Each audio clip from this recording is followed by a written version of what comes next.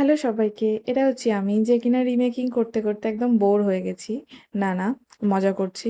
Order না আসলে পরে মন খারাপ হয়। অর্ডার আসলে পরে রিমেকিং এর চাপে মন খারাপ হয়ে যায়। আমি কোন দিকে যাই আমি নিজেই ডিসাইড করতে পারি না।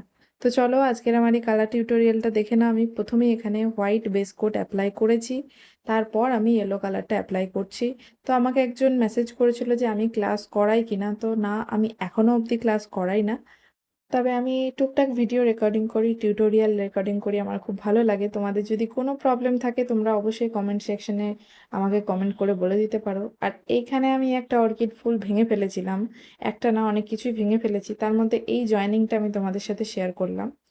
তো তোমরা এভাবে কিন্তু ক্লের সাহায্যে কোনো কিছু খুলে গেলে তোমরা ঠিকঠাক করে কিন্তু আটকাতে পারো, যদি সব কিছু একদম ঠিকঠাক থাকে, একদম চুরমার হয়ে ভেঙে না যায়। অবশ্য আমার এটা ভাঙেনি, মাঝখান থেকে জয়েন্টগুলো ছেড়ে গেছিলো।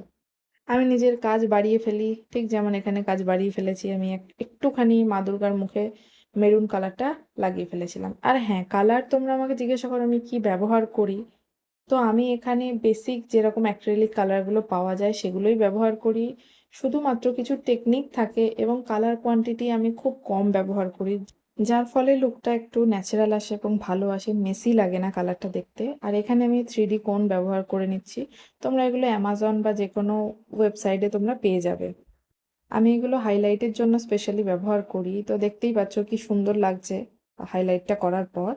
আর এখানে রইলো আমি থ্রেড টাসেল কিভাবে ক্লে দিয়ে ব্যাক সাইডে অ্যাটাচ করি, এবং ব্যাক ফিনিশও কিন্তু আমি দিই, কিন্তু এখানে আমি গোটাটা দেখাইনি। এখানে এটা সেট হওয়ার পর আমি ব্যাকে কালার করে দিই এবং ভার্নিশও করে দিই। এই 3টে সেট আমার রেডি। আবার দেখা হবে তোমাদের সাথে অন্য কোনো ভিডিওতে। ততক্ষণ টাটা।